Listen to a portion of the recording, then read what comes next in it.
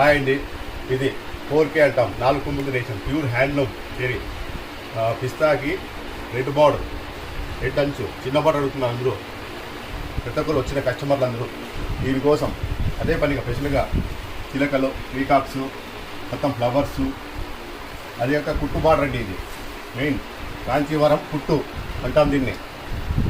Pure పళ్ళు చూడండి, 1 gram ఇప్పించాం.